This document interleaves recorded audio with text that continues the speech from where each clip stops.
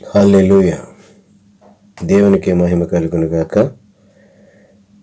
అందరికీ ప్రభు అయిన యేసుక్రీస్తు నామములో పరిశుద్ధులుగా ఉండుటకు పిలువబడిన మీ అందరికీ నా హృదయపూర్వకమైన వందనములు తెలియజేయుచున్నాను. దయచేసి గమనించండి. ఈరోజు అంశం యేసుక్రీస్తు క్రైస్తవులకు ఆస్తిపాస్తులు ఇస్తాడా? ప్రియులారా, గమనిస్తున్నారా? యేసుక్రీస్తు వారు సుఖభోగములు అనుభవించటానికి క్రైస్తవులుగా మారిన మనకు పాస్తులు యేసుక్రీస్తు ఇస్తాడా? ఇది ప్రశ్న. ఈ అంశం మీద మనం బైబిల్ గ్రంథం నుండి వాక్యంలో ఉన్న సత్యాన్ని మనం గ్రహిస్తాం. హల్లెలూయా. దేవునికి మహిమ కలుగును గాక. ముందుగా మత్తయి సువార్త 5వ అధ్యాయము 37వ వచనాన్ని నేను చదువుతున్నాను. మీ మాట అవునంటే అవును, కాదంటే కాదు అని ఉండవలెను. వీటికి మించున్నది దుష్టుని నుండి పుట్టినదే. దుష్టుడు అనగా సాతాను. హల్లెలూయా. ఇప్పుడు ఈ మాటలు మనం ఎందుకు చదువుకున్నామంటే, ఈ మాటలు ప్రభు అయిన యేసుక్రీస్తు వారు చెప్పినాయి. ప్రభు అయిన యేసుక్రీస్తు వారు, నేను దేవుడని నమ్ముతున్నాను, మీరు నమ్ముతున్నారా? ఓకే. కాబట్టి ఆయన చెప్పిన మాట మనందరి కోసం, ముఖ్యంగా ఆయన కోసం కూడా. అలాగే అపోస్తలుడైన పౌలు గారు కూడా ఇదే మాటని ఆయన ధోరణిలో చెప్పారు. ఎక్కడ అంటే రోమాపత్రిక 2వ అధ్యాయము 21వ వచనంలో పౌలు గారు కూడా ఇదే మాటని ఆయన ధోరణిలో మనకు వివరించారు. ఏంటంటే, అది ఎదుటి వారికి బోధించు నీవు నీకు నీవే బోధించుకొనవా అంటే, ఎదుటివారికి చెప్పే మనము ముందు దాన్ని మనం ఆచరించాలి, పాటించాలి అన్న మాటని ఇక్కడ ఈయన కూడా చెప్తున్నారు. అలాగే మీ మాట అవునంటే అవును, కాదంటే కాదు. ఒకసారి అవునని ఇంకొకసారి కాదులే అని అన్న మాట అది దేవుడి నుంచి వచ్చింది కాదు, దేవుడికి సంబంధించింది కాదు. అది సాతానికి సంబంధించింది, దుష్టుడికి సంబంధించింది. కాబట్టి దేవుడు ఏదన్నా ఒక ఆజ్ఞ ఇచ్చినా, ఏదన్నా ఒక మాట చెప్పినా, బైబిల్ ఆదికాండం మొదలుకొని ప్రకటన గ్రంథం వరకు దేవుడు ఏ ఆజ్ఞ ఇచ్చినా, ఏదైనా ఇచ్చినా, ఏ మాట అయినా మనకి చెప్పినా, మధ్యలో ఏ గ్రంథంలోనైనా సరే అది కాదని కానీ, లేకపోతే వేరొక ఆజ్ఞ, ఈ ఆజ్ఞకి ఇది కాదు, ఇది కొట్టివేశాను అని చెప్పి కొత్తగా ఇంకొక ఆజ్ఞ, ఇది తప్పు, ఇది కాదు ఇంకొకటి అని కానీ చెప్పినట్టయితే యేసుప్రభు వారు దేవుడు కాదు. ఈ రకంగా అయితే, ఎందుకంటే ఆయనే చెప్పాడు ఇక్కడ, మీ మాట అవునంటే అవును, కాదంటే కాదు. ఏంటి? అవునంటే అవును, కాదంటే కాదు. వీటికి మించినది దుష్టుని నుంచి వచ్చినది, సాతాను నుంచి వచ్చినది అని చెప్పింది ఆయనే. కాబట్టి దేవుడైన ప్రభువు చెప్పారు. కాబట్టి దీన్ని గట్టిగా పట్టుకుందాం. దీని ప్రకారం ముందుకు వెళ్తున్నాం. మత్తయి సువార్త అంశం ఏంటి గుర్తుంది కదా ప్రియులారా? యేసుక్రీస్తు క్రైస్తవులుగా మారిన క్రైస్తవ విశ్వాసులకు, క్రైస్తవులకు ఆస్తిపాస్తులు ఇస్తాడా? అది ప్రశ్న. దీనిని వాక్యానుసారమైన జవాబును మనం వెతుకుతున్నాం. సత్యాన్ని మనం తెలుసుకుందాం. హల్లెలూయా. దేవునికి మహిమ కలుగును గాక. హల్లెలూయా. మత్తయి సువార్త 4వ అధ్యాయం, మత్తయి సువార్త 4:8వ వచనం. మరలా అపవాది మిగులు ఎత్తైన కొండ మీదకి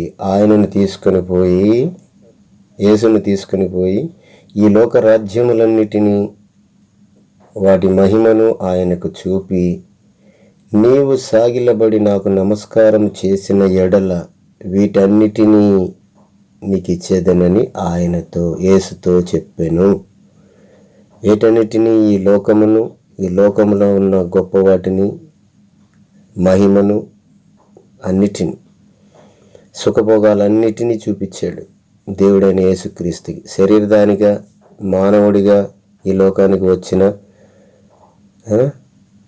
మానవుల రక్షకుడికి సాతానుడు ఈ లోకాన్ని, లోకంలో ఉన్న మహిమను, గొప్పతనాన్ని, అన్నిటినీ సుఖభోగాలను చూపించి నీవు నాకు నమస్కారము చేసిన ఎడల, సాగిలబడి సాష్టాంగ నమస్కారం చేసిన ఎడల ఈ లోకంలో సుఖభోగములన్నీ, వీటికున్న మహిమ అంతటినీ నీకు ఇస్తాను అని సాతానుడు ప్రభు అయిన యేసుక్రీస్తుతో చెప్పిన మాటలు ఇవి. గ్రహించండి ప్రియులారా. ఓకే, సరేనా? ఎవరిస్తానంటున్నారు? దేవుడికి సాతానుడు ఇస్తానంటున్నాడు ఈ లోకంలో గొప్పతనము, సుఖభోగాలు, మహిమను. సరే, ముందుకెళ్దాం. మత్తయి సువార్త 19వ అధ్యాయము 16వ వచనం. ఇక్కడ సందర్భం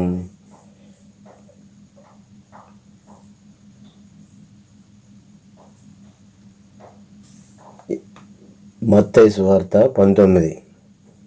ఇదిగో ఒకడు ఆయన యొద్దకు వచ్చి, యేసు యొద్దకు వచ్చి, బోధకుడా, నిత్య జీవము పొందుటకు నేను ఏ మంచి కార్యము చేయవలనని ఆయనను అడిగాను. అందుకు యేసు, మంచి కార్యమును గూర్చి నన్నెందుకు అడుగుచున్నావు? మంచివాడొక్కడే. నీవు జీవములో ప్రవేశింపగోరిన ఎడల ఆజ్ఞలను గైకొనమని చెప్పెను. అతడు ఏ ఆజ్ఞ అని ఆయనను యేసును అడగగా, యేసు నరహత్య చేయవద్దు, వ్యభిచరింపవద్దు, దొంగిలింపవద్దు, అబద్ధ సాక్ష్యము పలకవద్దు, తల్లిదండ్రులను సన్మానింపుము, నిన్ను వలే నీ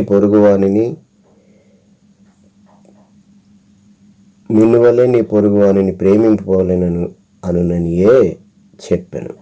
అందుకు ఆ యవ్వనస్తుడు, ఇవన్నీ అనుసరించుచూనే ఉన్నాను, ఇకను కొదువ ఏమి అని ఆయనను యేసును అడిగాను.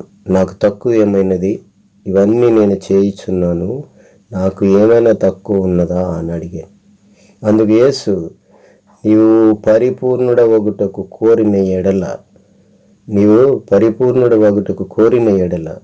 పోయి నీ ఆస్తిని అమ్మి బీదలకిమ్ము, అప్పుడు పరలోకమందు నీకు ధనము కలుగును. నీవు వచ్చి నన్ను వెంబడించుము అని అతనితో చెప్పెను. నీ ఆస్తిని అమ్మి బీదలకిమ్ము, అప్పుడు నీకు పరలోకమందు ధనము కలుగును. నీవు జీవములోకి ప్రవేశింప కోరిన ఎడల, లేక పరిపూర్ణుడవగుటకు కోరిన ఎడల, ఈ రెండు చెయ్యాలి. అంటే పరిపూర్ణుడు అవ్వాలన్నా, నీవు జీవములో అంటే నిత్య జీవములో ప్రవేశించాలన్నా, నీవు పోయి నీకు కలిగినవన్నీ అమ్మి నీ ఆస్తిని అమ్మి బీదలకిమ్ము, అప్పుడు పరలోకమందు నీకు ధనము కలుగును. నీవు వచ్చి నన్ను వెంబడించమని ఆయనతో చెప్పాను. అయితే ఆ యవ్వనుడు మిగుల ఆస్తి గలవాడు గనుక ఆ మాట విని వ్యసనపడుచు వెళ్ళిపోయెను. గమనిస్తున్నారు లేదా? మత్తయి సువార్త 4వ అధ్యాయంలో యేసుక్రీస్తు వారికి లోకంలో ఉన్నవన్నీ చూపించి, నాకు నమస్కారం చేస్తే ఇస్తాను అన్నాడు సాతానుడు. ఇక్కడ యేసుక్రీస్తు వారికి ఒక యవ్వనస్తుడు వచ్చి నమస్కారం చేసి అడుగుచున్నాడు, జీవంలో ప్రవేశించడానికి నేనేం చెయ్యాలి అని. అంటే ఈయన మరి ఏం చెప్పాలి? నాకు నమస్కారం చేయి, నా పాదాలకి నమస్కారం చేయి, సాష్టాంగ నమస్కారం చేయి అని చెప్పాలి దేవుడు కాబట్టి. అక్కడ దెయ్యం చెప్పాడు దేవుడితో, ప్రభు అయిన యేసుక్రీస్తుతో సాతానుడు చెప్పాడు. ఈ లోకంలో ఉన్న మహిమ, గొప్పతనము, సుఖభోగాలు అన్నీ చూపించి, నువ్వు నాకు సాగిలబడి నమస్కారం చేసిన ఎడల ఇవన్నీ నీకు ఇచ్చేదను అని అన్నాడు. ఇక్కడ నిత్య జీవంలోనికి ప్రవేశించటానికి నేను ఏమి చేయవలను, నాకు ఏమి కొదువై ఉన్నది అని ఒక యవ్వనస్తుడు యేసుక్రీస్తు వారి దగ్గరికి వచ్చి ఆయనకి నమస్కారం చేసి గౌరవించి అడుగుచున్నాడు. అప్పుడు ఈయన నాకు సాగిలబడి నమస్కారం చేసావు అని వేరే ఏం చెప్పలా, ఒకటే చెప్పాడు, నీవు జీవంలోనికి ప్రవేశించిన ఎడల, నీవు పరిపూర్ణుడు అగుటకు నీవు ఆశించిన ఎడల, కోరిన ఎడల నీ ఆస్తిని అమ్మి బీదలకిమ్ము.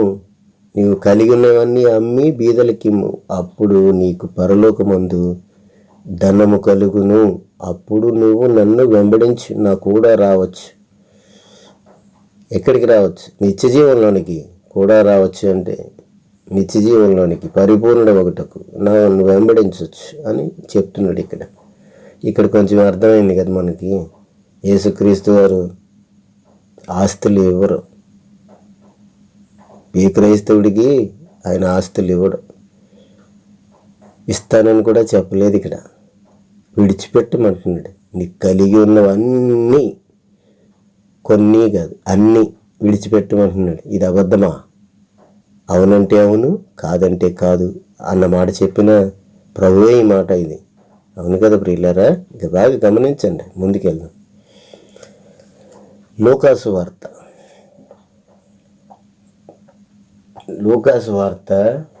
12వ అధ్యాయము. లూకాసు వార్త 12వ అధ్యాయము. లూకాసు వార్త 12వ అధ్యాయము 33వ వచనం. మీకు కలిగిన వాటిని అమ్మి ధర్మము చేయుడి. ఇవి కూడా ప్రభువు అయిన యేసుక్రీస్తు వారి మాటలు ప్రియులారా, గమనించండి. మీకు కలిగిన వాటిని అమ్మి ధర్మము చేయుడి. పాతగిలని సంచులను పరలోకమందు అక్షయమైన ధనమును సంపాదించుకున్నది. అక్కడికి దొంగ రాడు, చిమ్మట కొట్టదు. మీ ధనం ఎక్కడ ఉండునో అక్కడనే మీ హృదయము ఉండును. ఇవి కూడా యేసుక్రీస్తు వారు చెప్పిన మాటలు ప్రియులారా. ఏమంటున్నారు? మీకు కలిగిన వాటిని, మీరు ఏవైతే కలిగి ఉన్నారో ఈ లోకంలో, ఈ భూమి పైన, వాటిని అమ్మి ధర్మము చేయుడి. అప్పుడు అక్షయమైన ధనమును సంపాదించుకుంటారు. పరలోకమందు అక్షయమైన ధనం. అక్షయం అంటే పాడు కానిది, ఎవరూ పాడు చేయలేనిది, నాశనం కాని ధనాన్ని మీరు పరలోకమందు సంపాదించుకుంటారు అని చెప్తున్నారు యేసుక్రీస్తు. క్షయమైనది అంటే నాశనం చేయబడేది, పాడైపోయేది అని క్షయమైనది అంట. అక్షయమైనది అంటే నరమాత్రుడు, సాతానుడు కూడా ఏమీ చేయలేనిది అక్షయమైనది ధనము పరలోకమందు దొరుకుతుందంట ప్రియులారా. ఇవి యేసుక్రీస్తు వారు చెప్పేవి క్రైస్తవులకు. తర్వాత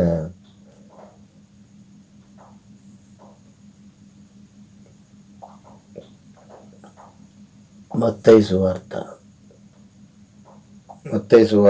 6వ అధ్యాయము 19వ వచనం. మత్తయి సువార్త 6:19. భూమి మీద మీ కొరకు, క్రైస్తవులారా, యేసుప్రభు వారు చెప్పే మాటలు, భూమి మీద మీ కొరకు ధనమును కూర్చుకొనవద్దు అని తన శిష్యులతో చెప్తున్నారు. 12 మంది అపోస్తలులతో. అంటే మనం శిష్యులమే కదా, క్రైస్తవులము అంటే, కాకపోతే క్రైస్తవులం కాదు. ఇక్కడ చిమటయు తుప్పును తినివేయును, దొంగలు కన్నము వేసి దొంగిలెదరు. పరలోకమందు మీ కొరకు ధనమును కూర్చుకొనుడి. అచ్చట చిమ్మట అయినను తుప్పు అయినను దాన్ని తినివేయదు, దొంగలు కన్నము వేసి దొంగిలరు. ఏంటంటే మీకు బాగా అర్థమైంది కదా. భూమి మీద, భూమిపైన, ఈ లోకంలో మీ కొరకు ధనమును కూర్చుకొనవద్దు. ధనము అంటే ఆస్తులు పాస్తులు అన్నీ వస్తాయి ప్రియులారా.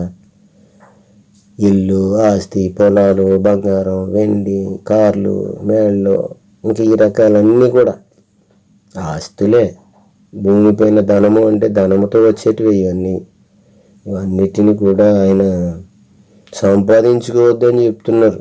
అక్కడ సంపాదించుకోండి అని చెప్తున్నాడు సాతాను. ఇస్తాను అని చెప్తున్నాడు ఎవరో, యేసుక్రీస్తు కాదు. మత్తయి సువార్త 4వ అధ్యాయం 8-9 వచనాల్లో యేసుక్రీస్తు ప్రభు వారితో చెప్పింది సాతాను. లోకంలో కావాలని ఇవన్నీ ఇస్తాను నాకు నమస్కారం చేస్తే. ఎవరిస్తున్నారు ఇప్పుడు? మీకు బాగా అర్థమైంది కదా. యేసుక్రీస్తు వారైతే ఇవ్వట్లేదు, ఇస్తానని ఎక్కడ చెప్పట్లేదు. విడిచిపెట్టండి, మీకు కలిగినవన్నీ విడిచిపెట్టండి. ప్లస్ మీరు సంపాదించుకోవద్దని చెప్తున్నారమ్మా ఇక్కడ. క్రైస్తవులారా, నా ప్రియ స్నేహితులారా, క్రైస్తవ విశ్వాసులారా, దైవజనులారా, పాస్టర్స్, ప్రీచర్స్, బైబిల్ టీచర్స్, ఎవరైనా సరే ఆయన అందరికీ చెప్పేది ఏంటి? 12 మంది అపోస్తులతో పాటు మనకు కూడా బోధిస్తున్నాడు. వాక్యమైన దేవుడు వాక్యం ద్వారా మనతో మాట్లాడుతున్నాడు. ఏమని? మీరు ఈ భూమిపైన, ఈ లోకంలో ఏది సంపాదించుకునవద్దు, విడిచిపెట్టండి.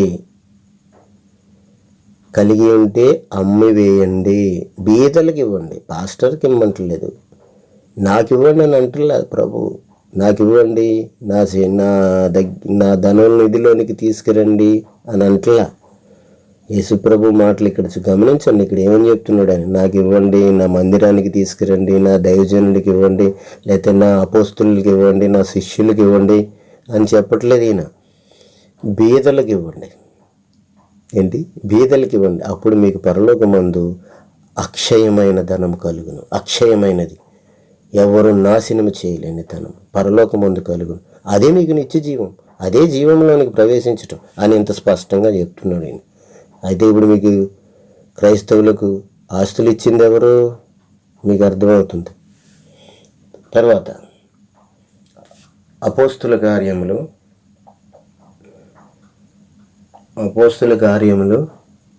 2వ అధ్యాయం 45వ వచనం. అపోస్తుల కార్యములు 2వ అధ్యాయము 45వ వచనం. ఇదియుగాక వారు తమ విశ్వాసులు తమ స్థిరాస్తులను అమ్మి అందరికీ వారి వారి అక్కరి కొలది పంచిపెట్టిరి. అందరికీ వారి వారి అవసరాల కొలది పంచిపెట్టారు. క్రైస్తవులుగా మారిన విశ్వాసులు అన్నమాట. అన్యుల నుండి సువార్తను విని యేసుక్రీస్తుని తన సొంత రక్షకుడిగా అంగీకరించి దేవుడిగా భావించి మారు మనసు పొందిన ప్రతి ఒక్కరూ, విశ్వాసులుగా మారిన ప్రతి క్రైస్తవుడు ఏం చేశాడంట? తమ స్థిరాస్తులను అమ్మి అందరికీ వారి వారి అక్కర చొప్పున పంచిపెట్టిరి. మరియు వారు ఏక మనస్కులై ప్రతిదినము దేవాలయములో తప్పక కూడుకొనుచు ఇంటింట ఆహారము పంచుకొనుచుండిరి. ఒకరికొకరు ఆహారమును, రొట్టె విరుచుట అంటే ఆహారాన్ని పంచిపెట్టుకోవడం. రొట్టె విరచడం అంటే రొట్టె ముక్క ఇరగొట్టుకుని ముక్కలు పంచుకోవడం కాదు. రొట్టె విరచడం అంటే ఆహారాన్ని పంచుకునేవారు, అందరూ కలిసి ఆహారాన్ని భుజించేవారు. దానికి ముందు ఏం చేసేవారు? వారేక మనస్కులై ప్రతిదినము దేవాలయంలో తక్కువ కూడుకొనుచు ఇంటింట రొట్టె విరిచి దేవుని స్తుతించుచు ప్రజలందరి వలన దయ పొందుచు ఉండేది. ఓకేనా పిల్లరా? ఆయనని స్తుతించేవారు, ఆరాధించేవారు. అలాగే ప్రతి ఒక్కరూ ప్రతి ఇంటింట్లో, ఈరోజు నా ఇంట్లో, రేపు మీ ఇంట్లో అలాగే వాక్యాన్ని ధ్యానించి దేవుని శిలువ యాగం గురించి తెలుసుకుని ఆయన చేసిన గొప్ప కార్యాన్ని స్మరించుకుని జ్ఞాపకం చేసుకుని అలాగే అందరూ కలిసి ఒకటే ఆహారాన్ని భోజనం చేసేవారు. భోజనం చేసి తృప్తి పడేవారు. ఓకే, హల్లెలూయా, దేవునికి స్తోత్రం. మత్తయి సువార్త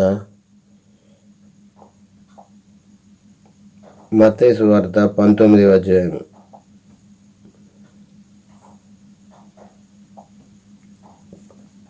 మత్తయి సువార్త 19వ అధ్యాయము. ఇక్కడ అపోస్తులుడైన పేతురు గారు ప్రభువైన యేసుక్రీస్తుతో, ఆయన గురువుతో మాట్లాడుతున్నాడు. పేతురు, ఇదిగో మేము సమస్తమును విడిచిపెట్టి నిన్ను వెంబడించితిమి గనుక మాకేమి దొరుకునని యేసును అడగగా సమస్తాన్ని విడిచిపెట్టాడంట. సమస్తాన్ని విడిచిపెట్టడం అంటే బట్టలు కాదు వీళ్ళరా. ఒక దైవజనుడు నాతో అన్నాడు, చెడ్డీ, ప్యాంటు, చొక్కా అని అంటున్నాడు. అవేమీ కాదు. సమస్తాన్ని విడిచిపెట్టడం అంటే మనం బాగా అర్థం చేసుకోవాలి. సమస్తాన్ని విడిచిపెట్టడం అంటే సాతాను అక్కడ ఏమేమి ఇస్తానన్నాడు? ఈ లోకంలో ఉన్న గొప్పతనము, మహిమ, ఈ లోపంలో ఉన్న సుఖభోగాలు, యేసుక్రీస్తు ఏమని చెప్పాడు? వాడు ఏమి ఇస్తానన్నాడు సాతాను?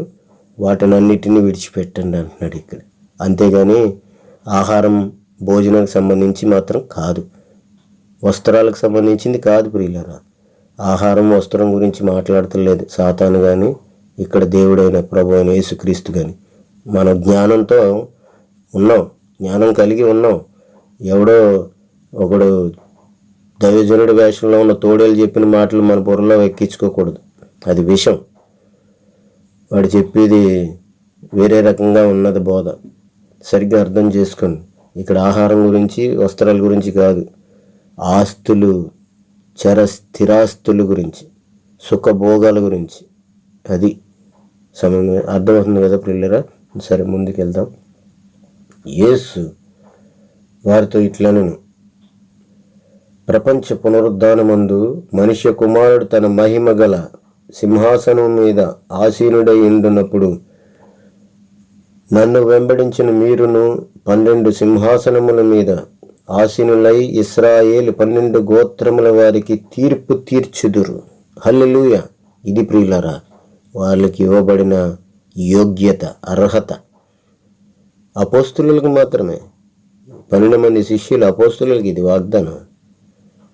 ఇది మొత్తం అందరికీ కాదు, శిష్యులుగా మారిపోయిన ప్రతి ఒక్కరికి కాదు. అలా అయితే చాలా సింహాసనాలు ఉండాలి, అక్కడ లేవు. 12 సింహాసనాలు 12 గోత్రాలే ఉన్నాయి. గమనించుకోండి. మనం అందరూ సింహాసనాలు ఎక్కి రాజ్యాన్ని వెళ్తామన్నది అబద్ధం, దుర్బోధ అది. ఇక్కడ 12 గోత్రాలే ఉన్నాయి. యాకోబు ఇశ్రాయేలులో 12 గోత్రాలే ఉన్నాయి. పరలోకమందు 12 సింహాసనాలు, 12 గుమ్మాలు. మీకు బాగా అర్థమైంది, మీకు తెలుసు కదా. సరే ముందుకు వెళ్ళిపోదాం. అది ప్రభు ఇచ్చిన అర్హత, యోగ్యత, దీవెన, ఆశీర్వాదం. పేతురు ఇదిగో మేము సమస్తము విడిచిపెట్టారు అన్నాడు. ఇంక ఏది లేదు ఆయనకి. ఒంటి మీద బట్టలు ఉన్నాయి, తినడానికి ఆహారం ఉంది, అవి కాదు. సరేనా? ఈ లోకంలో ఆస్తిపాస్తులు, నాది సుఖభోగాలు అన్నీ విడిచిపెట్టేశారు. భార్య పిల్లలు అన్నీ, తల్లి తండ్రి, వ్యాపారం అన్నీ విడిచిపెట్టేశారు. హల్లెలూయా. మత్తయి సువార్త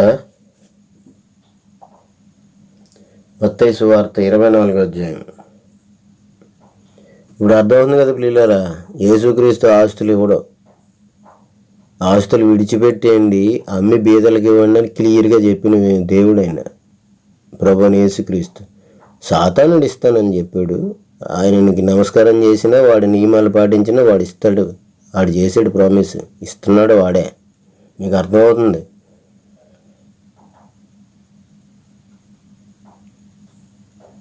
మత్తయి సువార్త 6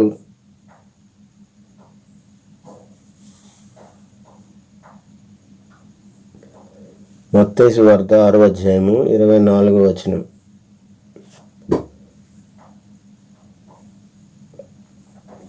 దేవునికి మహిమ కలుగును కాక. మత్తయి సువార్త 6వ అధ్యాయము 24వ వచనం. ఎవడును 2 యజమానులకు దాసుడుగా నుండనేరడు. ఎవడును 2 యజమానులకు దాసుడుగా నుండనేరడు. అతడు ఒకరిని ద్వేషించి ఒకరిని ప్రేమించును, లేదా ఒకని పక్షముగా నుండి ఒకరిని తృణీకరించును. మీరు దేవునికిని సిరికిని దాసులుగా ఉండనేరరు. ఏంటంటే ప్రియులారా, మీరు దేవునికిని సిరి అనగా ఒక రకంగా సాతాను. ఎందుకంటే 4వ అధ్యాయంలో అదే, సిరి అనగా వాడే. సిరినైనా ప్రేమించాలి, మీరు దేవునైనా ప్రేమించాలి. మీరు సిరినైనా అనుసరించాలి, లేదంటే దేవుని వాక్యాన్నైనా పాటించాలి. వాడే క్రైస్తవుడు. అందువల్ల నేను మీతో చెప్పున్నది ఏమనగా, ఏమి తిందుమో ఏమి త్రాగుదమో, ఇక్కడ వచ్చేస్తుంది ఆన్సర్. ఇందాక నేను మాట్లాడాను చూడండి, మీకు బాధ కలిగి ఉండొచ్చు. ఏంటిది? బట్టల గురించి కాదు, తిండి గురించి కాదని చెప్పాను కదా. ప్రభువైన యేసుక్రీస్తు వారు డైరెక్ట్గా మాట్లాడుతున్నారు, వినండి.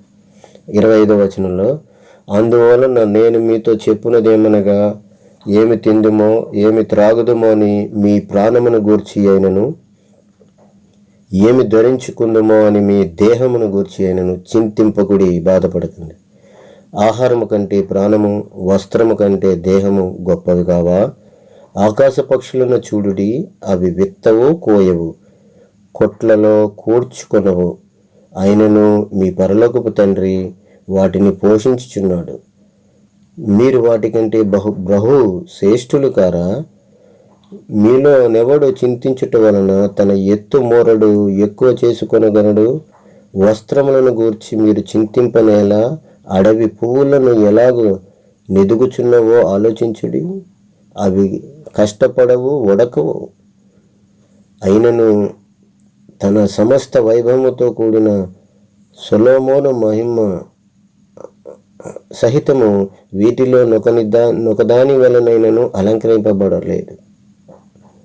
నేడుండి రేపు పొయ్యిలో పడవేయు అడవి గడ్డిని దేవుడిలాగు అలంకరించిన ఎడల, అల్ప విశ్వాసులారా, క్రైస్తవ విశ్వాసులారా, మీకు మరీ నిశ్చయముగా వస్త్రములు ధరింపచేయును కదా. కాబట్టి మీరు ఏమి తిందుమో, ఏమి త్రాగుదమో, ఏమి ధరించుకుందమో, ప్రభువైన యేసుక్రీస్తు మాటలు ప్రియులారా, క్రైస్తవులారా, క్రైస్తవ విశ్వాసులారా, నా స్నేహితులారా గమనించండి. కాబట్టి ఏమి తిందుమో, ఏమి త్రాగుదమో, ఏమి ధరించుకుందమో అని చింతింపకూడి, బాధపడకూడి. అన్యజనులు వీటి విషయమై చింతించుదురు, బాధపడుదురు. ఇవన్నీ మీకు కావాలని. ఇవన్నీ అంటే ఆస్తిపాస్తులు కాదు ప్రియులారా, ఇవన్నీ అంటే కార్లు కాదు, ఇవన్నీ అంటే మేడలు కాదు, ఇవన్నీ అంటే బంగ్లాలు కాదు, ఇవన్నీ అంటే పొలాలు కాదు, ఇవన్నీ అంటే బంగారం, వెండి వస్త్రాలు కానే కాదు, విలువైన వస్త్రాలు కానే కాదు. అర్థమవుతుందా ప్రియులారా? ఇవన్నీ అనగా పైన చెప్పాడు ఏంటి? ఏమి తిందుమో, ఇవన్నీ అంటే తినడం, ఇవన్నీ అంటే ఏమి త్రాగుదుమో దాహం కోసం, ఇవన్నీ అంటే ఏమి ధరించుకుందామంటే వస్త్రాలు ఇస్తాడు ధరించుకోవడానికి, దాహానికి నీళ్ళు ఇస్తాడు, ఆహారం ఇస్తాడు ఆకలికి. అంతేగాని ఇవన్నీ మీకు అవసరం అంటే లోకంలో సాతాను ఇందాక మాట్లాడినట్టు మత్తయి 4లో చెప్పిన ఇవన్నీ లోకంలో ఉన్న మహిమలు, వాటి రాజ్యాలు, సుఖభోగాలు కాదు ప్రియులరా. మీరు అనుకుంటున్నారేమో ఇవన్నీ ప్రభు ఇచ్చాడు నాకు, నేను క్రైస్తవంగా మారాను, క్రైస్తవంలోకి వెళ్ళిన తర్వాత ఆస్తి వచ్చింది, ఇల్లు వచ్చింది, పొలాలు వచ్చినాయి, బంగారాలు వచ్చినాయి, సుఖభోగాలు వచ్చినాయి. ఇవన్నీ ప్రభువైన యేసుక్రీస్తు ఇచ్చినవి కానే కాదు. మీకు అర్థమవుతుంది కదా వాక్యం క్లియర్గా? కానే కాదు, సాతాను ఇచ్చినవి. ఇంతకంటే స్పష్టంగా ఏం చెప్పాలి? మీ వాక్యం ఉందిగా కళ్ళ ముందు, ప్రభు మాటలు వింటున్నారు కదా.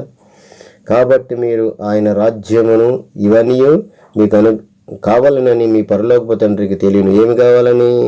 మీ కడుపుకి ఆకలికి అన్నం కావాలని, మీ కడుపు దాహానికి నీళ్లు కావాలని, మీ వస్త్రాలకు, మీ శరీరాన్ని కప్పుకోవడానికి, చలికి శరీరాన్ని కప్పుకోవడానికి వస్త్రాలు కావాలని, ఇవే తండ్రికి తెలిసినవి. ఇవన్నీ పరలోకపు తండ్రికి తెలియను. కాబట్టి మీరు ఆయన రాజ్యమును నీతిని మొదట వెతుకుడి. కాబట్టి మీరు ఆయన రాజ్యాన్ని, నీతిని మొదట వెతుకుడి, అప్పుడు ఇవన్నీ మీకు అనుగ్రహించి. అవన్నీ అంటే ఇప్పుడు అర్థమైంది కదా, ఈ మూడే. మీరు వేరే మళ్ళీ తప్పు మార్గంలో, తప్పు ఆలోచనలోకి వెళ్ళకండి. అవన్నీ అంటే ఇవన్నీ దేవుడిచ్చినవి కాదు, సాతాను ఇచ్చినవే. దేవుడి మార్గం నుంచి తప్పించడానికి ఇచ్చినవి ఇవన్నీ, మీకు తెలియట్లేదు అంతే. హల్లెలూయా, దేవునికి మహిమ కలుగును గాక. హల్లెలూయా, దేవునికి స్తోత్రం. కాబట్టి ప్రియులారా, ఇప్పుడు మళ్ళీ మీకు ఒక మాట జ్ఞాపకం చేస్తున్నాను. మత్తయి సువార్త 5 మొదట్లో చదువుకున్నాం మనం. మత్తయి సువార్త 5:37 ఏమని చదువుకున్నాం?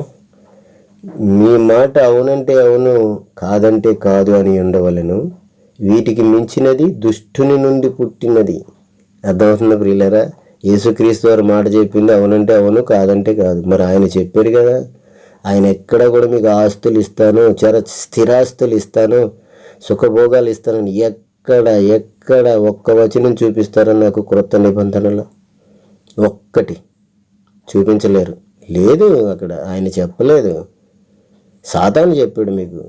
మీరు నాకు సాగిలబడినా, యేసుక్రీస్తు కొట్టివేసిన దాన్ని మీరు పాటించినా వాడి ఆజ్ఞ పాటించినట్టే. యేసుక్రీస్తు దేన్నైతే నెరవేర్చాడో, ఏదైతే చేయొద్దని వాక్యం చెప్తుందో దాన్ని మీరు పాటిస్తే సాతానికి మీరు సాగిలబడినట్టే ఇండైరెక్ట్గా. ఏదండి సాతాను మా కళ్ళ ముందు లేడు, మేము కాళ్ళకి పెట్టుకోలేదు, దండం పెట్టలేదంటే కాదు.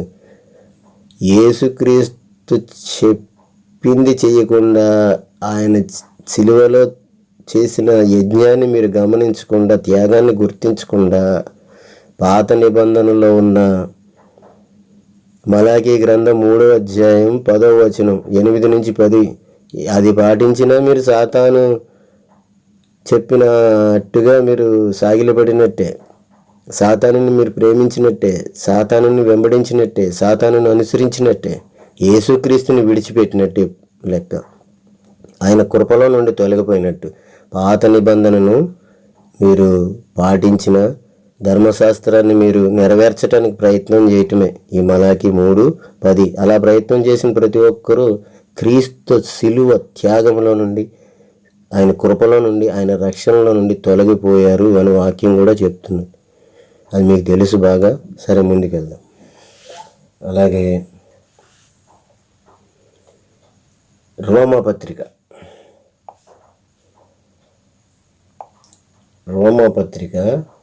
10వ అధ్యాయము 4వ వచనం. రోమాపత్రిక 10వ అధ్యాయము 4వ వచనం. విశ్వసించు ప్రతివానికి నీతి కలుగుటకై క్రీస్తు ధర్మశాస్త్రమునకు సమాప్తి అయి ఉన్నాడు. విశ్వసించు ప్రతి క్రైస్తవుడికి, క్రైస్తవ విశ్వాసికి నీతి కలుగుటకై క్రీస్తు ధర్మశాస్త్రమునకు సమాప్తి అయి ఉన్నాడు. హల్లెలూయా, దేవునికి మహిమ కలుగును గాక. అలాగే ప్రియులారా, కొలస్సీలకు రాసిన పత్రిక, కొలస్సీలకు 2:14.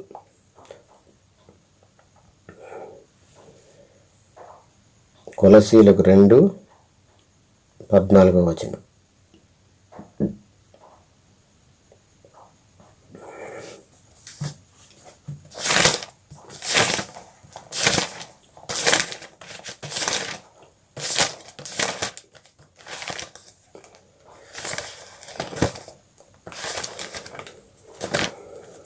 కొలస్సీ 2:14. హల్లెలూయా.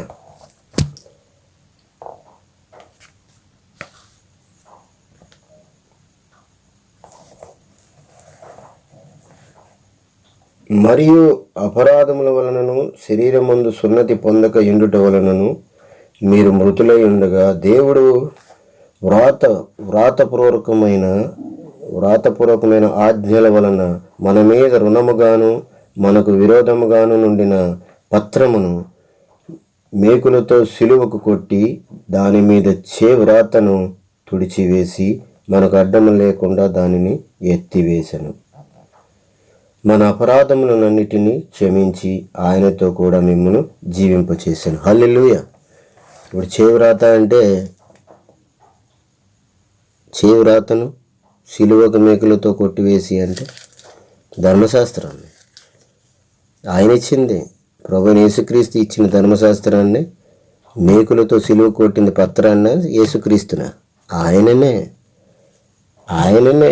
ఎవరైతే మరణశాస్త్రాన్ని రాశాడో, మరణశాస్త్రాన్ని ఇచ్చాడో మనందరికీ, ఆయన మరణించాడు కాబట్టి అది కొట్టివేయబడింది. శిలాశాసనం, మరణశాసనాన్ని రాసిన వాడే మరణిస్తే కానీ అది కొట్టివేయబడదు, చెల్లివేయబడదు. ఆయనే మరణించాడు, ఆయనని మరణింపజేసాడు. హల్లెలూయా. అలాగే కొరింథీయులకు రాసిన పత్రిక, కొరింథీయులకు 2 కొరింథీయులకు 3వ అధ్యాయము 14వ వచనం.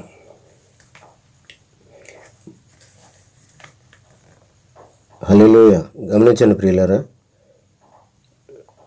మరియు వారి మనస్సులు కఠినములాయను గనుక నేటి వరకు పాత నిబంధన చదువున్నప్పుడు అది క్రీస్తునందు కొట్టివేయబడనని వారికి తేటపరచబడక ఆ ముసుకు అంటే ఆ చీకటి, అదే మలాకీ గ్రంథం 3:10 మళ్ళీ దశమ భాగాలు అడగటం, నా మందిరంలోనికి ఆహారం ఉండునట్లు 10వ భాగములన్నిటి తీసుకుని వచ్చి నన్ను శోధించిన ఎడల నేను ఆకాశపు వాకిళ్లను విప్పి పట్టజాలనంత విస్తారమైన కలిమితో మిమ్మల్ని దీవించేదనని చెప్పి ఈ సాతాను బోధకులు, సాతాను శిష్యులు, అనుచరులు చేసే దుర్బోధ. ఇది పాటిస్తే మీరు క్రీస్తు కృపల నుండి, శిలువ రక్షణల నుండి తొలగిపోయినట్టే, మీకు నరకమే. హల్లెలూయా. ఇది మరి ఇప్పుడు యేసుక్రీస్తు ఎక్కడ కూడా ఆస్తులు ఇస్తాను, మీకు అంతస్తులు ఇస్తాను, బంగారం ఇస్తాను, వెండి ఇస్తాను, మంచి వస్త్రాలు ఇస్తానని ఎక్కడ చెప్పలేదు. ఇగో ఇక్కడ ఇస్తానని చెప్తున్న వాగ్దానం పాత నిబంధనలో ఇశ్రాయేలీలతో ఆనాడు ఆ మందిరం గురించి, పడగొట్టి వేయబడిన మందిరం గురించి, క్రీస్తు శకం 70లో కూల్చివేయబడిన నాశనం చేయబడిన మందిరం గురించి ఇప్పుడు మీతో చెప్తున్నారు వీళ్ళు. అదెక్కడ మందిరం? ఇప్పుడు మీరే మందిరం, మీరే దేవాలయం. దేవుడికి పరిశుద్ధాత్మ మీలోనే నివసిస్తున్నాడు, క్రీస్తు ఆత్మగా మీలోనే సంచరిస్తున్నాడు. ప్రతి క్రైస్తవుల్లోనూ క్రీస్తు ఆత్మగా సంచరిస్తున్నాడు, నివసిస్తున్నాడు. ఆయన ఆత్మరూపిగా జీవిస్తున్నాడు. ఇప్పుడు మందిరం క్రైస్తవుడే, క్రైస్తవ విశ్వాసులే. యేసుక్రీస్తుకి, దేవునికి మందిరాలుగా మనం ఉన్నాం. ఈరోజు మళ్ళీ మందిరం ఏంటి? మళ్ళీ వ్యాపారాలు ఏంటి?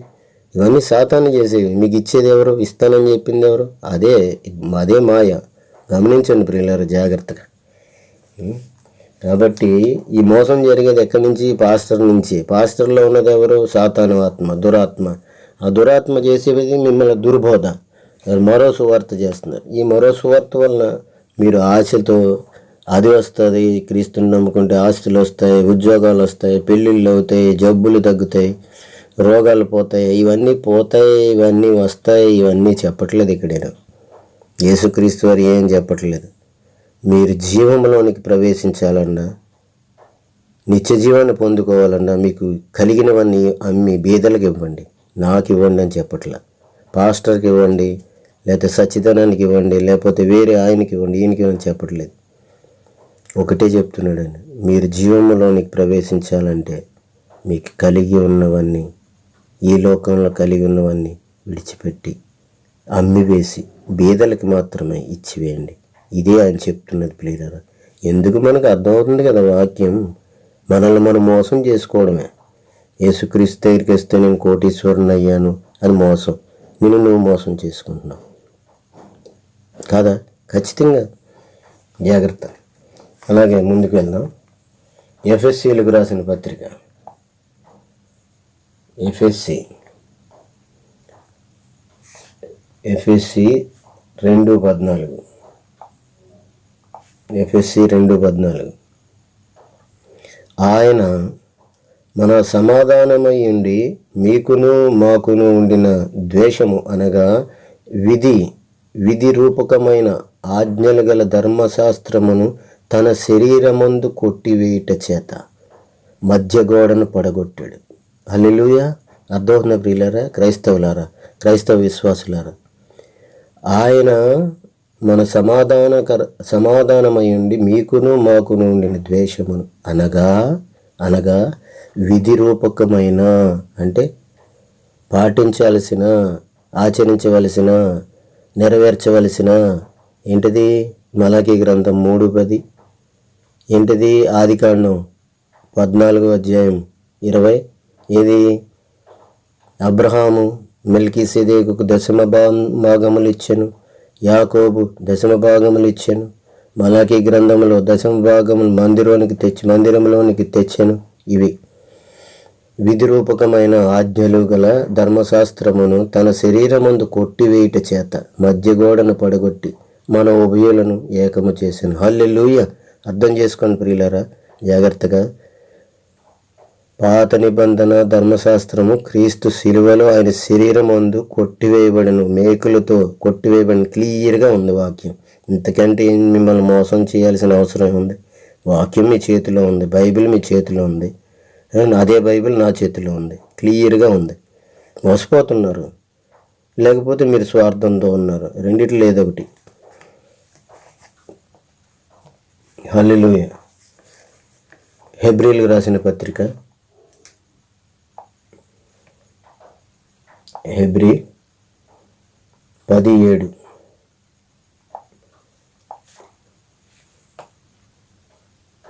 హెబ్రీ 10:7. అప్పుడు నేను గ్రంథపు చుట్టలో నన్ను గూర్చి వ్రాయబడిన ప్రకారము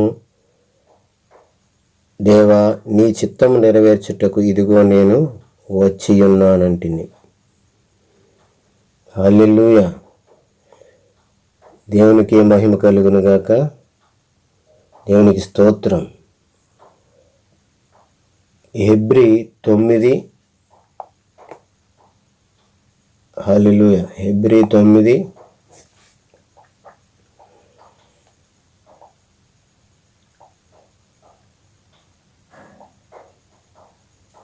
హల్లెలూయా. జాగ్రత్తగా గమనించండి ప్రియులారా. హెబ్రీయులకు రాసిన పత్రిక 9వ అధ్యాయము 17వ వచనం. ఆ శాసనమును వ్రాసిన వాడు మరణము పొందితేనే అది చెల్లును. అది వ్రాసిన వాడు జీవించుచుండగా అది ఎప్పుడైనా చెల్లునా, కొట్టివేయబడునా అనగా శాసనము, ధర్మశాసనము, మరణ శాసనం. హల్లెలూయా. ఇందుచేత మొదటి నిబంధన కూడా హల్లెలూయా మరణ శాసనం ఎక్కడ ఉండునో అక్కడ మరణ శాసనము రాసిన వాని మరణము అవశ్యము. ఆ మరణ శాసనము వ్రాసిన వాడు మరణము పొందితేనే అది చెల్లును. అది వ్రాసిన వాడు జీవించుచుండగా అది ఎప్పుడైనా చెల్లునా, కొట్టివేయబడును. అంటే రాసి ధర్మశాస్త్రాన్ని ఇచ్చింది ఎవరు? మోషేకి యేసుక్రీస్తు వారు, ప్రభువైన యేసుక్రీస్తు. మరి ఆయనే ఇచ్చాడు, ఆయనే సిలువలో మరణించాడు, ఆయనే మేకులతో కొట్టబోయబడ్డాడు. పత్రము అంటే ఆయనే, వాక్యము అంటే ఆయనే. యోహాను సువార్త 1:1 ఆదియందు వాక్యం ఉండెను, ఆ వాక్యము దేవుడి యొద్ద ఉండెను, ఆ వాక్యమే దేవుడై ఉండెను. 14వ వచనంలో ఆ వాక్యమే శరీరధారిగా కృపా సత్య సంపూర్ణుడిగా మన మధ్య నివసించాను, ప్రభువైన యేసుక్రీస్తు.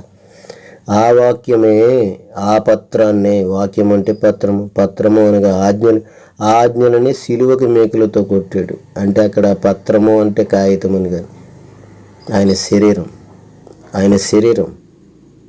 ఆయన శరీరాన్ని మేకులతో సిలువకి కొట్టి చేయురాతగా మన పైన ఉన్న మరణ శాసనాన్ని రద్దు చేశాడు, కొట్టివేశాడు. ఇది ప్రియులరా, ఆయన కొట్టివేసిన తర్వాత, చెరిపివేసిన తర్వాత, తీసివేసిన తర్వాత మళ్ళీ మీరు ఈ రోజున మలాకీ గ్రంథం 3:10 పాటిస్తే ఆయన శిలువ త్యాగం మీకేమన్నా వర్తిస్తుందా? మీకేమన్నా చెందుద్దా? ఆదికాండం 14:20లో అబ్రహాము గారు మెల్కీసెదెకుకి ఎప్పుడో ఒక్కసారి కొల్ల సొమ్ములు 10వ భాగములు ఇచ్చాను అని చెప్పి మీరు 10వ భాగాలు తీసుకెళ్ళి ఏ దొంగకో ఇస్తే మీరు క్రీస్తు కృపలో ఉంటారా? లేదు ప్రియులారా, మీరు ఉన్నారు. జాగ్రత్త. కాదు, యాకోబు ఎప్పుడో ఒకసారి ఆయన చేసుకున్నాడు. ఇది దేవుని ఆజ్ఞ కాదు. అబ్రహాం గారికి ఇచ్చింది ఈ 10వ భాగం, ఇది ఆజ్ఞ కాదు. ఒక్కసారి ఆయన లైఫ్లో అది చేశాడు. అక్కడ మళ్ళీ చేసినట్టుగా లేదు బైబిల్లో. మీరు నాకు చూపించండి ఉంటే. దయచేసి గమనించండి సత్యాన్ని. ఇప్పుడు మలాకీ గ్రంథం 3:10 ప్రకారం ఆశపడి ఆకాశ వాకిళ్ళు తెరచబడతాయి, కోటీశ్వర్లు అవుతాను. ఇప్పుడు నిజంగానే కోటీశ్వర్లు అవుతున్నారు. ఎవరు తెరుస్తున్నారు మీకు ఆకాశ వాకిళ్ళు? యేసుప్రభువా? ఇది నా ప్రశ్న. సాతానుడనా? ఇప్పుడు అర్థమవుతుందా? యేసుప్రభు గారా? కాదు, సాతానుడు ఇస్తున్నాడు. ఎందుకు ఇస్తున్నాడు? ఆయన కొట్టివేసిన పాత నిబంధనను నువ్వు పాటిస్తున్నావు కాబట్టి, వాడికి సాగిలపడి నమస్కారం చేస్తున్నావు కాబట్టి వాడు ఇస్తున్నాడు. ప్రభువా ప్రభువా ప్రభువా ప్రభువా అని పిలిచి ప్రతివాడు పరలోక రాజ్యం చేరడు, కానీ నా తండ్రి చిత్త ప్రకారం చేయువాడే పరలోకంలో ప్రవేశిస్తాడని ప్రభు చెప్పలేదా? మత్తయి 7:21లో. ప్రియులారా, గమనించండి, అర్థం చేసుకోండి. కాబట్టి మీరు ప్రభు కృపలో నుండి మిమ్మల్ని తొలగిస్తున్నారు. ఎవరో కాదు, ఈ సాతాను శిష్యులు, సాతాను అనుచరులు, ఎవరో కాదు, పాస్టర్సే. ఈ పాస్టర్సు, బైబిల్ టీచర్సు, బైబిల్ బోధకులు, వీళ్ళే మిమ్మల్ని నాశనానికి, నరకానికి నడిపిస్తున్నారు. మీకు ఈ సుఖభోగాలను వచ్చేలా చేసేది ఎవరో? యేసుక్రీస్తు కాదు, సాతాను అనుచరులు. మిమ్మల్ని ధర్మశాస్త్రం పాటిస్తే మీకు సాతాను ఇస్తున్నాడు. ఆయన శిలువలో కొట్టివేసిన దాన్ని మీరు ఆచరిస్తుంటే సాతాను ఇస్తున్నాడు. గ్రేట్. దేవుడు ఇవ్వట్లేదు. దేవుడు మీరు అన్నీ విడిచిపెడితే పరలోకం ఇస్తానంటున్నాడు. మీ చర స్థిరాస్తులను అమ్మి బీదలకు ఇస్తే పరలోకం నా సన్నిధి నాతో ఉంటారంటున్నాడు. గమనించుకోండి, మీ చర స్థిరాస్తులను అమ్మితే పరలోకం ప్రభు చెప్పేది. మీ చర స్థిరాస్తులు కావాలంటే మలాకీ గ్రంథం. అర్థం ఉంది కదా, బాగా ఆలోచన చేయండి. కళ్ళు తెరవండి, మూసుకున్న కళ్ళు తెరవండి ఇప్పటికైనా. ఆదికాండం 14:20, ఆదికాండం 28వ అధ్యాయం యాకోబు గురించి, అబ్రహాం గురించి, మలాకీ గ్రంథం, ఈ 3 పాటించాలి. అక్కడ హెబ్రీ పత్రికలో ఉంది కదా అంటుంటే ఎందుకు రాయించాడు? అక్కడ మనకి బుద్ధి కలగటం కోసం, నీతి కలగటం కోసం, మనం తెలుసుకోవడం కోసం రాయించాడు, కానీ అది పాటించమని కాదు. అక్కడ ఈ దొంగలు దాన్ని అలా ఉపయోగించుకుంటున్నారు. హెబ్రీ 7వ అధ్యాయంలో ఉంది కదా, దశమ మాంసములు ఇచ్చానని గర్భంలో ఉండగా లేవి అని ఉంటుంది. దాని గురించి కాదు ప్రియులారు. అక్కడ చెప్పిన విషయం ఏంటంటే యేసుక్రీస్తు వారి ఔన్నత్యం, ఉన్నతమైన ఆయన యాజకత్వం గురించి. ఆయన లేవీయుల క్రమంలో వచ్చినవాడు కాదు, ఆయన మెల్కీసెదెకు క్రమంలో వచ్చినవాడు. అంటే మెల్కీసెదెకుకి అబ్రహాం ఇచ్చాడు, ఒకసారి ఇచ్చాడు కదా, మనం కూడా ఇవ్వాలి కదా అని అంటున్నారు. అది చాలా తప్పు ప్రియులారు. మన యాజకుడు నిరంతరము, ఈ రోజున కూడా మనకు నిరంతరము ఉన్నాడు యాజకుడు. పరలోకమును మన కోసం విజ్ఞాపన యాజనలు చేస్తున్నాడు ఆయన. ఆయన ఏ రోజు కూడా మనకి ఆజ్ఞ ఇవ్వలేదు. దశంభాగంలో తెమ్మని ప్రభు ఎక్కడ ఆజ్ఞలు ఇవ్వలేదు. విడిచిపెట్టండి అని చెప్పేవాడు ఇమ్మని ఎక్కడ అడుగుతాడు ప్రియులరా? మనసు ఉండాలి మీకు, కళ్ళు తెరవండి, చీకటి పోవాలి మీకు.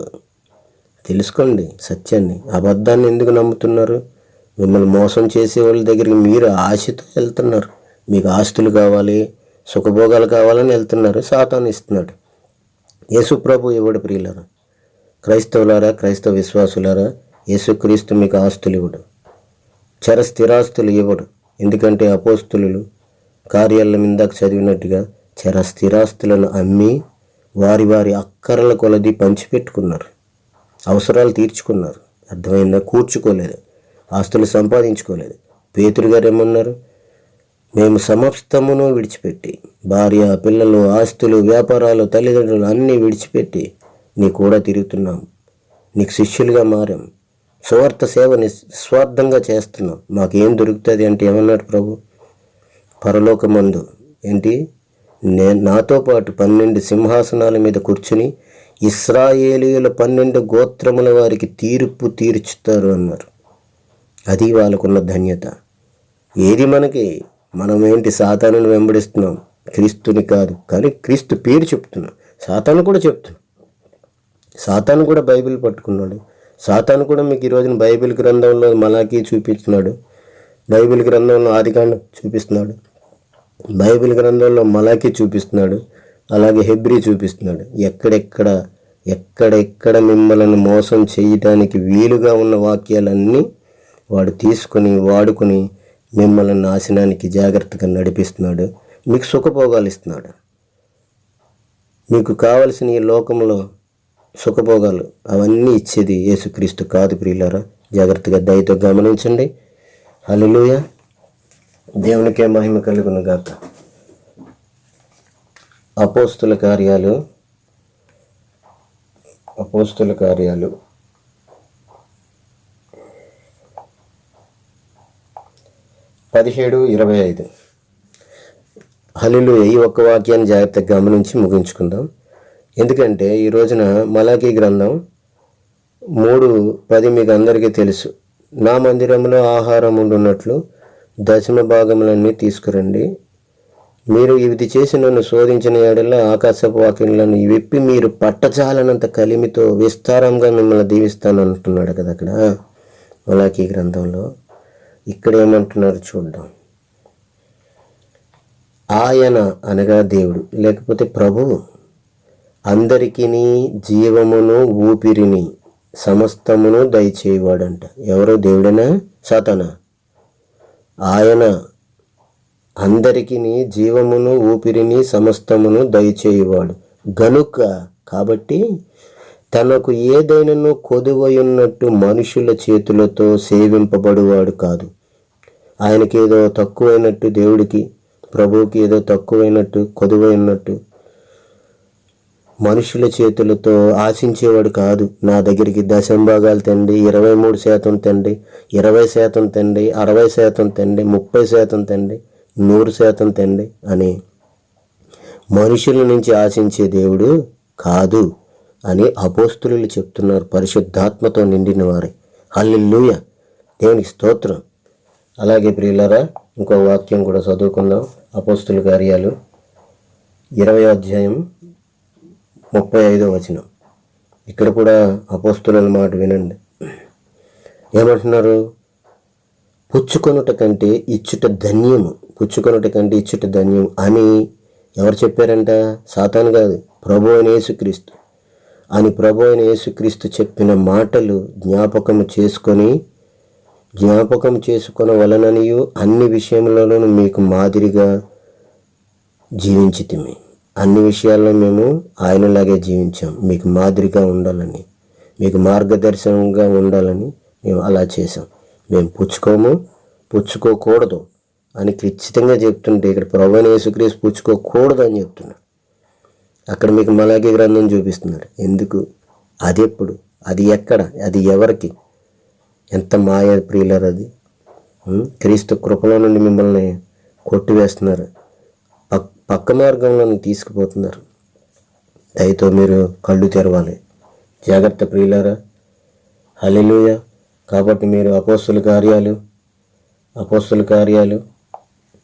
17వ అధ్యాయం 11వ వచనం ప్రకారం మీరు లేకపోతే చాలా చాలా కష్టం, చాలా మోసపోతారు ప్రియులారా. అదేంటంటే, దేవునికి మహిమ కలుగును గాక. అపోస్తుల కార్యాలు 17వ అధ్యాయము 11వ వచనం. ప్రియులారా, వీరు దెస్సలోనికలో ఉన్న వారికంటే ఘనులై ఉండిరి గనుక ఆసక్తితో వాక్యమును అంగీకరించి పౌలును శీలయును చెప్పిన సంగతులు అలాగున్నవో లేవో అని ప్రతి దినము లేఖనములను పరిశోధించుచూ వచ్చిరి. వీరు అంటే క్రైస్తవులమైన మనమే ప్రియులారా. క్రీస్తును నమ్మిన క్రైస్తవ విశ్వాసులు ప్రియులారా, జాగ్రత్తగా గమనించండి. వారు వాక్యాన్ని ప్రతి దినము పౌలు చెప్పింది నిజమా కాదా, శీలలో చెప్పింది నిజమా కాదా, సచ్చిదనం చెప్పింది నిజమా కాదా అని ప్రతిరోజు ప్రతి దినము వాక్యాన్ని పరిశీలించుచు వాక్యాన్ని ధ్యానించుచు ప్రేమించారు. ముందు వాక్యాన్ని ప్రేమించారు, క్రీస్తుని ప్రేమించారు, అలాగే ఆయన వాక్యాన్ని ప్రేమించారు. కాబట్టి వాక్యంలో ఉన్న సత్యాన్ని కూడా ప్రేమించారు. వాళ్ళు సత్యాన్ని గ్రహించాలి ప్రియులారా, లేకపోతే చాలా అనర్థం. మోసంలో ఉన్నారు మీరు, బయటికి రండి దయచేసి. అలాగే ప్రియులారా, ప్రభువైన యేసుక్రీస్తు వారు చెప్పారు మనకి ఏంటి? యోహాను సువార్త 14వ అధ్యాయము 6వ వచనంలో ఏమనంటాడు ప్రియులారా? ప్రభువు యేసు, నేనే మార్గమును, నేనే సత్యమును, నేనే జీవమును, నా ద్వారానే తప్ప ఎవడనో తండ్రి వద్దకు రాడు. అర్థం ఉంది కదా ప్రియులారా? ఆయనే సత్యం. సత్యం ద్వారానే వెళ్ళాలి. అసత్యంతో, అసత్య బోధలతో, దుర్బోధలతో నమ్మి మీరు సత్యవంతుడైన ప్రభు దగ్గరికి రాలేరు, వెళ్ళలేరు ప్రియులారా. అది అబద్ధం. మీరు భ్రమపరిచే ఆత్మలో ఉన్నారు, మోసపరిచే ఆత్మను పొందారు. దయచేసి గమనించండి, దేవుని ఆత్మను పొందుకోండి, సత్యవాక్యాన్ని హృదయపూర్వకంగా నమ్మండి. అర్థమవుతున్న ప్రియులారా, యేసుక్రీస్తు ఎవరికి ఆస్తులు పాస్తులు ఇస్తానని ఎక్కడ చెప్పలేదు. ఆయన ఇవ్వడు. ఇచ్చినా ఆయన చెప్పాడు క్లియర్గా. ఏమి తిందుమా, ఏమి త్రాగుదుమా, ఏమి ధరించుకుందుమా, ఇవే ప్రియులు, ఈ మూడే. ఏమి తిందుమా, ఏమి త్రాగుదుమా, ఏమి ధరించుకుందుమా, ఏంటి? వీటి మూడిటి విషయాల్లోనే ఆయన ఇస్తాడు తప్ప సుఖభోగాలు కానీ ఆస్తిపాస్తులు కానీ ఈ భూమి మీద సంపాదించుకోండి అనేవాడైతే విడిచిపెట్టండి అని ఎందుకు అంటాడు ప్రియులారా? అర్థం చేసుకోండి. వదిలిపెట్టండి, అమ్మివేయండి, బీదలకు ఇవ్వండి, అమ్మివేయండి, విడిచిపెట్టండి, దూరంగా పారిపోండి అని ఎందుకు చెప్తాడు ప్రియులారా? క్రైస్తవ విశ్వాసులారా, నా స్నేహితులారా, బాగా గమనించండి, అర్థం చేసుకోండి. మీకు ఈ రోజున ఆస్తులు పాస్తులు ఇచ్చేది యేసుక్రీస్తు కాదు, సాతాను, దెయ్యము. హల్లెలూయా. వాక్యం చెప్తుంది, నేను కాదు. మీరు కళ్ళ ముందు నేను చదివాను, మీ కళ్ళ ముందు బైబిల్ ఉంది, మీరు విన్నారు, చదివారు. అర్థం చేసుకోండి సత్యాన్ని. ఈ రోజున మీకు అది వస్తుంది ఇది వస్తుంది అని చెప్పి మిమ్మల్ని భ్రమ పెడుతున్నది అందరూ సాతాను శిష్యులే. నిజం ప్రియులరా, గమనించండి. వాళ్ళు ఎవరు అంటే అది కూడా చెప్తాను, అది కూడా వినండి. హల్లెలూయా. మత్తయి సువార్త ముగించుకుందాం ప్రియులరా, ఇది చదువుకొని. మత్తయి సువార్త 7వ అధ్యాయం 15వ వచనం. అబద్ధ ప్రవక్తలను గూర్చి జాగ్రత్త పడుడి. వారు గొర్రె చర్మములు వేసుకొని మీ యొద్దకు వత్తురు, కానీ లోపల వారు క్రూరమైన తోడేళ్ళు. వీళ్ళే ప్రియులరా ఈ పాస్టర్స్, క్రూరమైన తోడేళ్ళు. అబద్ధ ప్రవక్తలు, అబద్ధం చెప్పేవాళ్ళు, కానీ క్రీస్తు సత్యవంతుడు. హల్లెలూయా. తర్వాత ప్రియులారా, యోహాను సువార్త 8వ అధ్యాయము 44వ వచనం. ఇది కూడా వినండి జాగ్రత్తగా. మీరు మీ తండ్రి యొక్క అపవాది సంబంధులు, మీ తండ్రి దురాశను నెరవేర్చుకోరుచున్నారు. ఆది నుండి వాడు నరహంతకుడై ఉండి సత్యమందు నిలిచినవాడు కాదు, వాని యందు సత్యమే లేదు. వాడు అబద్ధమాడినప్పుడు తన స్వభావమును అనుసరించే మాట్లాడును. వాడు అబద్ధికుడును అబద్ధమునకు జనకుడును అయ్యున్నాడు. అర్థమవుతున్న పిల్లరా, ఇప్పుడు వీళ్ళ తండ్రి ఎవరు? ఈ పాస్టర్స్కి తండ్రి ఎవరు? ఆత్మీయ తండ్రి సాతాను. వాడు అబద్ధానికి జనకుడు, వాడు శిష్యులు. వీళ్ళు జాగ్రత్త ప్రియులారా, మోసపోతున్నారు. తోడేళ్ళు ప్రియులారా, ఇవన్నీ తోడేళ్ళు. అసలు ఇవి మందిరాలు కాదు, మందిరం మీరే. దేవుడికి నిజమైన మందిరం క్రైస్తవుడే ప్రియులారా. గమనించండి. ఎందుకు మీరు కళ్ళు మూసుకుంటున్నారు? ఎందుకు మీరు ఎలాగైపోతున్నారు? జాగ్రత్త. తర్వాత వినండి. మోసం చేస్తున్నారు ప్రియులారా మిమ్మల్ని. 2 కొరింథీయులకు రాసిన పత్రిక 11వ అధ్యాయం 13 నుంచి చదువుతున్నాను. ఏలయనగా అట్టి వారు క్రీస్తు యొక్క అపోస్తుల వేషం ధరించుకొని వారై ఉండి దొంగ అపోస్తులను మోసగాండ్రకు పనివారునై ఉన్నారు. ఇది ఆశ్చర్యము కాదు. సాతాను తానే వెలుగుదూత వేషము ధరించుకొనుచున్నాడు గనుక వాని పరిచారకులను నీతి పరిచారకుల వేషము ధరించుకొనుట గొప్ప సంగతి కాదు. వారి క్రియల చొప్పున వారికి అంతము కలుగును. ప్రియులారా, వారికి అంతము అంటే మీకు కలగదా? వారిని అనుసరించిన మీకు కూడా అంతం అదే కదా. వారికి కలిగే అంతమే మీరు అనుసరిస్తున్నారు, వాళ్ళని వెంబడిస్తున్నారు కాబట్టి, వాళ్ళు చెప్పింది పాటిస్తున్నారు కాబట్టి వాళ్ళకి కలిగే అంతం మీకు కలుగుతుందని భయంతో చెప్తున్నాను. గమనించండి ప్రియులారా, మీకు నిజంగా చాలా బాధతో, చాలా మిమ్మల్ని మీకు సత్యాన్ని ప్రకటించాలన్న ఉద్దేశంతో ఇవన్నీ వివరించడం జరుగుతుంది. గమనించండి. ఏంటంటే ప్రియులారా, ఎలయనగా అట్టి వారు క్రీస్తు యొక్క అపోస్తుల వేషం వేసుకున్నారు, ధరించుకుంటున్నారు. దొంగ అపోస్తులు మోసగాండ్రకు పనివారునై ఉన్నారు. ఇది ఆశ్చర్యం కాదు. సాతాను తానే వెలుగుదూత వేషం ధరించుకుంటున్నాడు కాబట్టి వాడి శిష్యులు, వాడి పరిచారకులు పాస్టర్స్ వేషం వేసుకున్నారు. Bible teachers, Bible pastors, Bible preachers, Bible కాలేజీలు, ఇవన్నీ కూడా ప్రియులరా సాతానువే, దేవుడివి కాదు. దేవుడు ఓన్లీ పరిశుద్ధాత్మగా మీలో ఉండాలనుకుంటున్నాడు. మీలో నాలో నివసించి మనల్ని సర్వసత్యంలోనికి నడిపించాలని ఆశపడుతున్నాడు. ఆయనను మన హృదయంలోనికి ఆహ్వానిద్దాం. ఆయన ఆశీర్వాదాలు పొందుకుందాం. ఆయన మన హృదయం అనే తలుపును తడుతున్నాడు. ప్రకటన గ్రంథంలో చెప్పినట్టుగా మన హృదయం దగ్గర నుంచున్నాడు. మనం తెరవాలి ప్రియులరా. ఈ లోపల ఉన్న సాతానుని వెళ్ళగొట్టండి, చీకటిని వెళ్ళగొట్టండి. క్రీస్తు వెలుగుతో నింపబడండి, ఆయన ఆత్మతో నింపబడండి. ఆయన మిమ్మల్ని సర్వసత్యంలోనికి నడిపించేలాగా వాక్యానికి లోబడండి ప్రియులారా. క్రైస్తవులారా, క్రైస్తవ విశ్వాసులారా, మీకు దయచేసి మీకు వందనాలు. మీకు నిజంగా బతిమాలుకుంటున్నాను ప్రియులారా, సత్యాన్ని గ్రహించండి, సత్యంలోనికి రండి. హల్లెలూయా. దేవుని సత్యాన్ని గ్రహించి మీరు సత్యాన్ని వెంబడించాలి, పరలోకం చేరుకోవాలి, క్రీస్తు రాజ్యంలో మీరు ఉండాలన్న ఆశతో మిమ్మల్ని బతిమాలుకుంటున్నాను. దయతో నమ్మండి, దయతో మీరు సత్యాన్ని నమ్మండి. హల్లెలూయా. చిన్న ప్రార్థన చేసుకుందాం.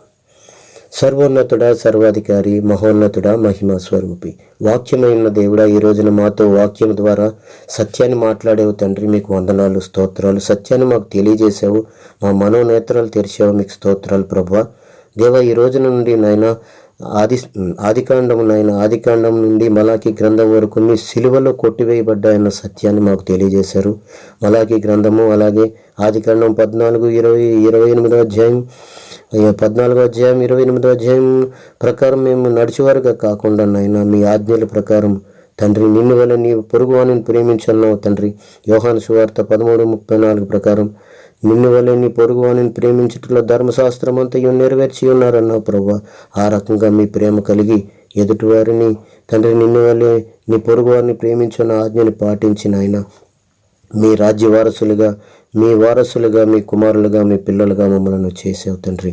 స్తోత్రాలు, వందనాలు. ఈ రోజున మా మనోనేత్రాలు తెరిచావు ప్రభా, మీకు వందనాలు, స్తోత్రాలు నాయన.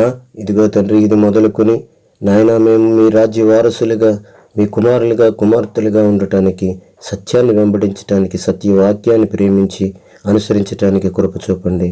ప్రతి ఒక్కరిని మీ ఆత్మతో నింపండి, మీ జీవపు వెలుగుతో నింపండి ప్రభువా. నాయన మీకే మహిమ, ఘనత, ప్రభావములు ఆరోపిస్తున్నాను తండ్రి, యేసు పరిశుద్ధ నామములో ఆమేన్. అందరికీ వందనాలండి. నా గురించి కూడా మీ అనుదిన ప్రార్థనలో జ్ఞాపకం చేసుకోండి. నా పేరు సత్యధనం బోలిశెట్టి. మీ అందరికీ వందనాలండి. దయతో మీరు అందరికీ షేర్ చేయండి. అందరూ కూడా ఈ సత్యాన్ని తెలుసుకొని గ్రహించి సత్యంలోకి రావడానికి, సత్యాన్ని గ్రహించడానికి దేవుడు అందరిని దీవించి ఆశీర్వదించును గాక. ఆమేన్. దయతో అందరికీ షేర్ చేయండి. మనం తెలుసుకున్న సత్యాన్ని క్రైస్తవ విశ్వాసులు అందరూ కూడా తెలుసుకొని సత్యంలోనికి రావాలి, సత్యాన్ని వెంబడించాలి, సత్యం ద్వారా పరలోకం చేరుకోవాలి. హల్లెలూయా. దేవునికి మహిమ, ఘనత, ప్రభావములు యుగ యుగములో కలుగును గాక. ఆమేన్.